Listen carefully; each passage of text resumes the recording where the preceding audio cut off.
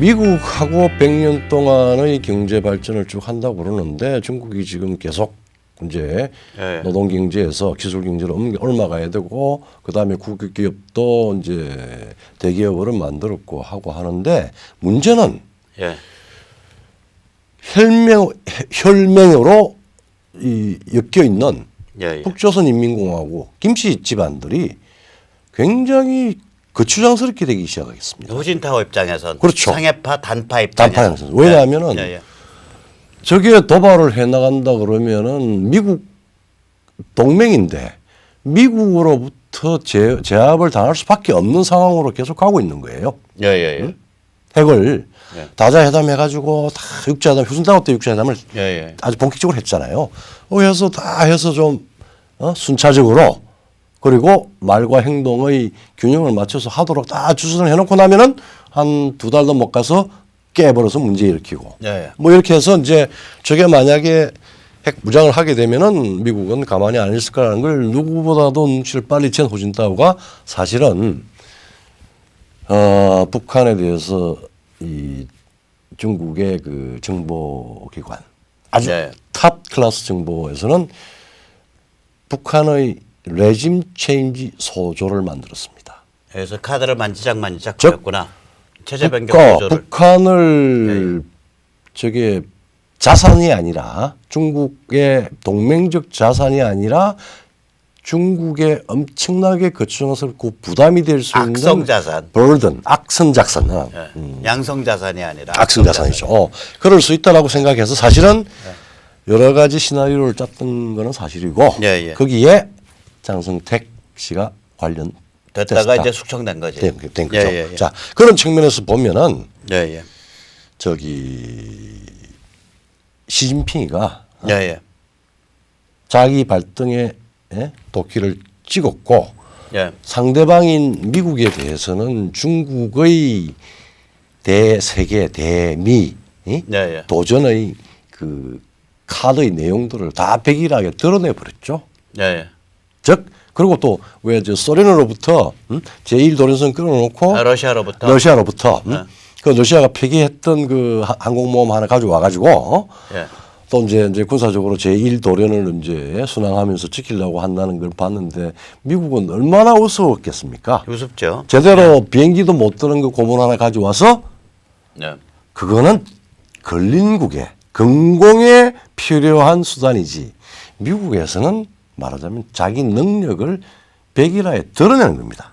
그러니까 말하자면 손자병법을 잘 굉장히 열심히 배웠다는 트럼프로 봐서는 말하자면은 적을 굉장히 입체적으로 잘 알게 되는 계기를 시진핑 스스로 그걸 보여주고. 그러니까 우리는 이제 뭐 김정은이 바람 집어넣어서 이렇게 끌어내준 거에 대해서 그리고 지들 다 정체 드러내준 거에 대해서 우리는 땡큐 문재인 하는데 이제 트럼프 입장에서는 땡큐 시진핑 하는 거죠. 그렇죠. 땡큐 시진핑이요. 그렇죠. 땡큐 시진핑이고 그렇게 도발을 해주니까 손을 볼 수 있게 된 거예요. 그러니까 우리가 한 1년 반, 2년 전에 미국이 굉장한 군사적인 시위를 하는 걸 두고 이제 북폭을 그 자리에서 할 거다 안 할 거다 이런 논란들이 있었는데 그때 트럼프는 사실은 보다 큰 그림을 그린 게 접수를 그린 거예요. 루즈벨트와 트루만이 이 고민이었는데 루즈벨트가 조금 잘못했던 부분인데 얄타에서 스탈린한테 태평양 전쟁에 참전하라고 만주와 한반도의 이권을 내주겠다고 약속했던 부분이 참 미국의 치명적인 실수였습니다. 그때는 이제 핵이 없었으니까. 그러니까 핵이 없었으니까. 너무 겁나니까 근데 사람 죽어갈 결과 그것의 이제 외교사적인 판단, 국제적인 판단은 뭐냐면은 그 실수가 어떻게 됐냐면은 그 태평양 전쟁에 구소련 스탈린을 끌어들임으로써 사실은 스탈린 역할을 안 했습니다. 핵이 역할을 했죠. 그런데 그 중국과 한반도 만주에 있었던 130만 관동군 때문에 어쩔 수 없는 선택이었다 하더라도 그 결과는 어떻게 되느냐. 소련이 태평양 전쟁에 참여함으로써 미국의 맞서는 그레이트 파워를 만들어줘 버린 겁니다. 그러니까 저기 뭐야 만약에 이 루스벨트가 지금 트럼프 같이 영악했으면 그런 게 어떻게 없었죠. 하냐면요. 순서를 바꿔요. 바꾸었죠. 순서를 바꾸는데 어떻게 하면 그때 제2차 저기 유럽 전선은 끝났을 때거든. 그렇죠. 그러면 미군을 엄청 동원해서 태평양 쪽에 때려 박아. 그렇죠. 그 때려 박고 딱 준비 끝내놓은 다음에 8월 9일 그때 9일인가에 원폭을 터뜨린 게 아니라 그 준비가 끝나는 10월 9일쯤 터뜨리는 거예요. 그렇죠. 그렇습니 됐죠. 그리고 그 동안에 소련이랑 했던 얘기는 싹 입 닦아 버리는 거지. 그 지금도 우리가 그렇게 했어야 되는데 이게 이제 하루라도 빨리 저게 끝내갖고 얼른 이제 좀 편하게 가려고 그냥 그 리틀 보이 원폭 완성되자마자 바로 떨어뜨리고 그 소련 그냥 밀고 내려오게 만들어 버렸죠. 그렇죠. 그래서 뭐 우리가 우리 패착이지. 근데 뭐 그래도 우남 이승만 대통령의 그 명석한 전략적인 판단과 예, 예, 그리고 우리 이 선배 그 세대들의 세대들의 고생이죠. 문명에 대한 정확한 판단, 예. 개인 예. 존엄, 예. 개인 독립, 개인 존엄, 자유 이걸 택해서 여기까지 왔는데 지금 마지막 단계에서 예. 세계사의 핵심에서 자꾸 예, 벗어나려고 하는 세력이 있는데 그거한테 예. 우리가 충분히 제한할 수 있습니다. 그리고 이제 또 한 가지는 지금 이제 중국과 관련해서 이제 미국의 요소가 이제 그런 경험도 있고 해서 예, 예. 그 오바마 말기, 뭐 클린턴 오바마 말기, 그 다음에 트럼프는 바로 취임 직후에 말하자면 북폭 그 카드가 계속 검토가 됐었는데 쉽게 네. 하지 않은 거는 말하자면은 중국을 완벽히 정리하고 난 뒤에 북폭이 정례- 아니라 그러니까- 북한 접수가 된 거예요. 그러니까 접수가 되는데 이 접수를 중국을 완전히 제압, 시간과 맞습니다. 다양한 맞습니다. 폭발적인 정확히. 카드를 가지고 예. 제압을 하는 그 내포로 집어넣은 거예요. 예, 그게 요번에 아주 빛나는 그리고 한수예요. 빛나는 한수고 네, 맞습니다. 그래서 자신 있게 볼턴이 예. 저기 볼턴이 방해를 했는지 볼턴이 전략을 짰는지 모르겠지만은 정세현 씨는 되게 미울 겁니다. 나는 굉장히 좋아하는데 예. 그 하노이 회담에서 예. 사실은 중국과 미국과 문재인 대통령한테 최후 통첩을 했습니다. 미국은 이 문제를 동북아 전체의 문제를 체제의 변경, 문명의 제압 물어보고 있다. 보고 있다라고 하는 걸 보고 예. 개별 사안에 대해서 이리힐비하지 않는다. 예. 그리고 우리가 문명이고 우리를 따르면은 살 거고 개기면 죽는다. 개기면 죽는다라고 하는 최후 통첩입니다. 그건 예. 김정은한테 한 게 아니라 시진핑한테 한 거예요. 시진핑, 문재인, 김정은 이 셋한테. 근데 문제는 이제 얘들은 말귀를 못 알아들어.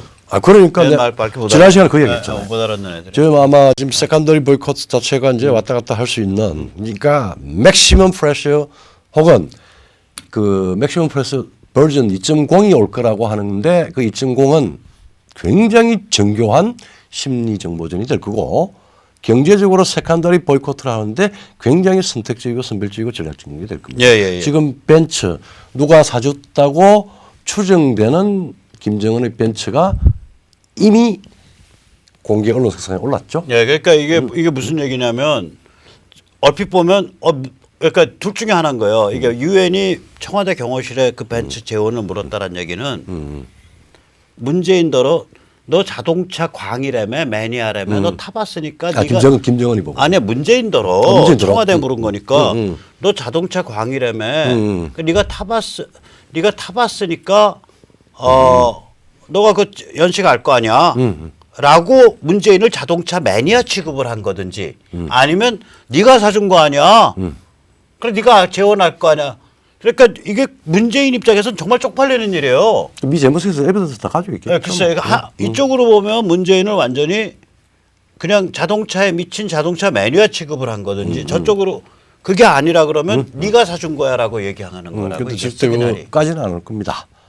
그렇게 해서 그걸 위협 전략이라고 그래요. 인티미데이트 시킬 겁니다. 요 정도 이거는 깔 것 같은데. 모르겠어요. 이 정도는 그러니까 이 정도 깔 것 같아요. 그래서 인티미데이터 카드는 줄줄이 더 있고. 정치적 타격이 있거나 정치적 의미가 큰 예예. 경제적 의미가 아니라 예예. 선별적으로 굉장한 효과가 있는 요소들을 가지고 차례차례 깔더라고. 차례차례, 차례차례 불쏘시개 던질 거라고. 그러니까 뭐 한국 정치에 지금 대해. 단숨에 세컨더리 우리 지금 우리 은행이나 기업의 큰 기업에 대기업에 세컨더리 보이콧 우리 뭐 대기업에 그런 걸릴 시는 우리 은행 몇 개는 걸려 있다고 이야기를 하죠. 이제 그런 방식으로 보면은 이 게임은 일방적으로 트럼프가 조정하고 트럼프는 워싱턴 20몇 년 동안 그리고 트럼프가 한 말이 있었잖아요. 20년 동안 선배 전임 대통령들이 해결하지 못한 해결했어야 마땅한데 마땅한 밀어놨던 그 문제를 문제는 나는 해결할 자신 있고 해결할 거다. 예, 예. 그렇게 이야기를 하는데 그 자신감이 도대체 그 자신감이 어디냐라고 할 때는 나는 그 이야기 안 해줘. 예, 예. 그건 나중에 난 비밀이야라고 이제 가고 예. 있어요. 그리고 마지막으로 이제 그런 정도가 되면은 또 한 가지 이야기를 해야 될 것 중에 하나가 지금 우리 문 정권이든 혹은 네. 야당도 해야 될 게 하노이 이후의 이 수순이 예. 다다시 뭐 3차 미국 회담이 열리느냐 안 열리느냐 이런 정도의 느슨한 방식으로 문제를 봐야 되느냐 아니면은 트럼프라고 하는 그 미합중국 대통령이 또 재선이 있단 말이에요. 남아 있는 시간은 즉 선거와 관련해서 미국은 국내 정치인 뭐 모든 정치인들은 다 네. 국내 정치인 효과를 보고 움직이니까 이게 남아 있는 시간은 길지 아무리 않아요. 길어도 지금 1이었습니다. 예. 1년이에요. 예, 12개월이에요. 예. 근데 지금 하노이 회담은 제가 얼마 전에 이야기했는데 6월 12일이면은 미국 회담 1주년. 1주년입니다. 예. 그 안에 굉장히 가속화된 방식, 전쟁의 방식이 아니더라도 예. 내파나 변경까지도 이제는 눈에 훤히 들어오는 가속화된 프로그램이 작동할 거다라는 거예요. 그러니까 이게 왜 그러냐면 아까도 말씀드렸듯이 그 제가 지금 정확히 기억은 누군지 기억이 안 나는데 그 상원 의원이었었어. 그렇죠. 상원 의원이었는데 이름은 기억이 안 나는데 북한 문제는 중국 그 미중 관계의 서브셋이다. 부분 집합이다. 이제 다시 말하면 중국 제압이라는 빅 프로젝트 안에 들어있는 그 핵심 코어가 북한 해방이다. 북한 접수다. 이 소리란 말이에요. 그렇죠. 근데 이제 판이 이렇게 가고 있는데 이제 돌이켜 보면은 시진핑이가 한 짓은 뭐냐면 이게 이놈이 이제 타자당 출신이잖아. 네. 타자당 대변인이잖아요. 그러니까 당과군의 범털 가문들로 이루어진 그 타자당 출신인데 이 인간은 그러니까 중국을 당나라 시절 혹은 모택동 시절로 끌고 돌아간 거예요. 자기 머릿속에서. 실질적으로는 스탈린, 그러니까 디지털 파워를 가진 스탈린으로 된 거죠. 예, 디지털 토탈리테리아니즘. 그런 거 가져가는 거죠. 그러니까 디지털 전체주의로 돌아간 거라고. 걔들 용어가 있어요. 무슨 중국 애들이. 디지털 레니니즘이라고 불러요. 아 그래요? 중국 애들이 연령주의라 그러죠. 레니니즘을 우리 레니니즘, 한자로 연령주의가 그러니까 숫자 연령주의라고 그래요. 그래요. 자기들 입으로. 그래요. 그러니까 이 디지털 전체주의로 이제 돌아간 건데 반동이네. 반동이 이게 반동 전체주의 문제들이네. 반동이죠. 자기들 입으로 이걸 숫자 연령주의, 그 디지털을 숫자라고 그러는데 그러니까 이걸 보면서 근데 그런 그 공산혁명이 원래 가졌던 비극성이 없잖아. 그러니까 이게 헤겔 법철학에서 말한 그 유명한 얘기 있잖아요. 그게 뭐죠? 그 생각이 나는 거예요. 뭐 역사는 한 번 돌면 비극이고 또 한 번 돌면은 우리 희극으로 이야기되는데 그 생쇼라고. 생쇼, 개콘, 파르스. 파스. 그러니까 history repeats itself. 역사는 반복된다. First as a tragedy. 처음엔 비극으로. Second as a farce. 두 번째는 생쇼로. 그러니까 중국 모택동 시절은 비극이란 말이에요. 근데 시진핑은 그 시절을 다시 한번 once again 모택동, once again 레니니즘으로 가고 있는데 갔던 건데 그걸 시도한 건데 이건 완전 개콘이 된 거죠. 그래서 트럼프의 밥이 된 거예요. 그게 지금 우리가 우리가 좀 많이 좀 우리가 참 극소수 중에 한 사람 아닙니까? 우리 보이스가. 저희들 같은 입장이. 근데 이제 한국에서 저기 이거 미중 전쟁은 전쟁이야 맞다고 치더라도 사실은 그 전쟁이라고 하는 건 되게 좀 힘이 비슷하거나 아니면은 강자가 있는데 거의 80-90% 이상이 아니라 거의 두세 배 이상의 힘을 가진 쪽에서 도발을 하는 기득권에 건데요. 대해서 도발을 하는 게 원래 패권 전쟁이라고 그러고 전쟁이라고 그래요. 예. 안 그러면 정벌입니다. 정벌이네. 중국 정벌이네. 그러니까 그러니까 중국이 왜 우리가 뭐 우리가 지금 청일 전쟁이라고 이야기하는데 청일 전쟁이 아니고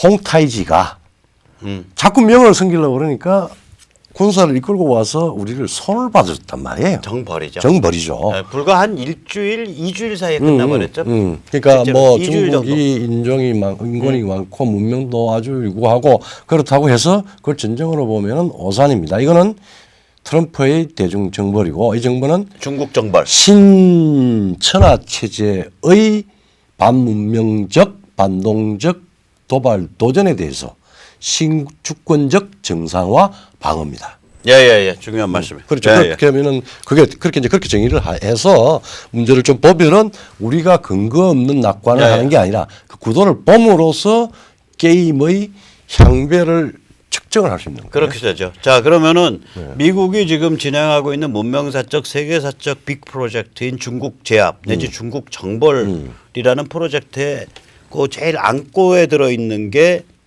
북한 문제죠. 접수 해방이 된 거예요 스스로. 뭐 북한 애들이 김일성 집단입니다. 네, 그렇게 됐는데 그러면 이건 운명 정해진 거라고요. 네. 깃배 없어진 거라고 네. 북한에 네. 중국이 무력화되면서 그러면 이거는 북한 내부의 사단에 의해서 북한이 뒷장을 열고 미군을 스스로 불러들이든 혹은 미군이 침공해서 북한을 접수하든 아무튼 답은 접수로 나오게 돼 있는 거거든요. 접수 해방으로 나오게 돼 있는데 그러면 이제 이게 한국 이제 휴전선 남쪽에 대한민국 사회에 엄청난 정치 쓰나미를 불러일으킨다고요. 이거를 우리 정치하는 자한당이나 이런 야권의 정치인들과 조중동이 직시를 해줘야 돼요. 이걸 우리가 조금 체계적으로 이해를 한다면은 우리는 체제와 관계없이 민족이라는 이름 때문에 남북 관계가 협상으로 문제가 해결될 수 있다라고 하는 네. 협상파가 있습니다. 네. 두 번째, 약간 이 또 밑도 끝도 없는 이 소위 우파파리 이 강경파들은 야 우리가 힘 가지고 있으면 항복할 수도 있을 거야. 예. 자유를 이렇게 해서 해방시킬 수 있을 거야. 우리 자체 힘으로. 자체 힘으로. 그게 이제 네. 최소한 항복은 아니더라도 우리를 방어하기 위해서 박정희 대통령이 선건설 후 통일이라고 하는 이야기를 했어요. 예, 예. 그건 체제 문제고 국가 문제로 예. 남북 문제를 본 겁니다. 예. 그때든 지금이든 좌파든 우파든 만약에 한반도의 예. 분리 혹은 분립 상태를 변경시키고자 하면은 기본적으로는 우리 내부 역량을 쌓는 것 이외에 다른 방법은 없어요. 예. 경제를 확대하는 우리 경제적인 수단을 만들었습니다. 예. 그런데 국내 경제적인 수단을 만들었는데 평양을 끌어들어서 국내 정치를 하는데 사용하는 그 주사파 및 그 승계자들. 뭐 DJ 때부터 아니 YS 때부터 이제 예. 수면에 드러났어요. 예. 그러면서 우리 내부에 주체의 분열이 생겨버렸습니다. 예. 그러면서 통일을 이야기를 해요. 예. 그건 항복이에요. 그럼 예. 세 번째는 지금 이제 세 번째가 지금부터 되는 건데 평양은 지금 내파 아니면은 접수밖에 없습니다. 아니요. 내파 아니면 침공에 의한 접수. 예. 둘 다 접수예요. 그러니까 결론은. 그러면은 지금부터 준비를 하는 거 우리가 트럼프 이후의 상황의 변경, 트럼프 상황을 변경하게 되는 거는 트럼프의 여러 가지 그 있지만 미 합중국의 외교 정책, 외교 전략의 합리적인 전략적인 측면을 검토를 하고 그거를 지휘하고 있는 트럼프의 아주 카멜레온적인 요소를 다 봐야 되는 거예요. 그러니까 트럼프를 그냥 카멜레온적으로 이게 카멜레온이보다 블러핑, 아니, 페인트 모션. 그러니까 페인트 모션인데 내가 굉장히 능숙해요. 아니 페인팅 하죠. 근데 전쟁론에서 그 이야기를 클라우지비치 재미있는 요소 중에 하나가 모든 전쟁은 카멜레온이다. 즉 현실이라고 하는 여러 가지 현실은 다양하기 때문에 논리적으로 전략으로 전략은 이렇게 하는 거야. 손전등부분 이런 거야. 공격을 하려 그러면 방어하는 자보다 3배가 넘어야 돼. 뭐 이런 거는 다 단선적인 사고인데 현실은 비가 올 수도 있고 나폴레옹이 운이 올 수도 있고 그러니까, 즉 그래서 상황에 대한 정의를 전략적으로 정의하고 구상을 하지 않으면은 안 된다. 그래서 모든 전쟁은 카멜레온적인데 그 본질을 트럼프가 잘 안다는 이야기죠. 예, 그러니까 제가 부연 설명할게요. 이제 무슨 말인지 알았어요. 제가 가끔 얘기할 때 이게 어떤 경우로 가던 이게 강이 막 이렇게 구불구불 이렇게 가던 간에 결국 도달점은 바다다. 그렇죠. 예. 그러니까 이게 강이 구불거리는 게 이게 카멜레온이에요. 그렇죠. 예. 맞아요. 그런데 도달점은 강이죠. 바다예요. 바다, 그거는 바다, 정해져 있다. 바다죠. 그 도달점은 접수 해방입니다. 미군에 그렇죠. 의한. 그거는 상수고 여기까지 도대체 어떻게 흘러갈 거냐. 이게 구불거리면서 이건 굉장히 변수가 많은 거예요. 자, 그래서 지금 네. 우리는 우리의 지금 이 남북 관계가 현상 변경기에 지금 돌입했습니다. 네, 분단 붕괴기에 돌입한 거예요. 자, 그거를 염두에 두시고 제도권 언론에 있는 분들, 그 다음에 이 야권 정치권에 있는 분들, 예, 예. 그리고 전문 지식층들 좀 버쩍 정신 좀 차리고 사회 상류층답게 좀 노세요. 그래서 이 걸기작거리지 말고. 그 전에 해야 될 게 있어요. 네. 우선 머리가 좀 명정해 줘야 돼요. 세상 읽어줘야 될 거 아니에요. 그러니까 지성과 상상력과 그 다음에 나중에 행동하는 지성, 상상력, 이미지네이션, 그 다음에 그 스트래티지. 네, 근데 이제 그게 수준이 똑똑한 생쥐 수준. 그 생쥐의 지성, 그래서 이제 생쥐의 상상력, 생쥐의 행동력이라도 갖추시라고. 그러면 걸리작거리지는 않거든. 각자 노력해야죠. 이제 뭐. 솔직히 말하면 난 네. 환멸이 심해서 뭐 대단한 건 못 기대하겠어. 큰 기대는 안 합니다. 근데 이제 뭐 당이론적으로 이야기를 하면은 그런 수순이 우리 앞에 지금 주어졌다는 거죠. 예. 자, 오늘 여기까지 모시겠습니다. 감사합니다. 감사합니다.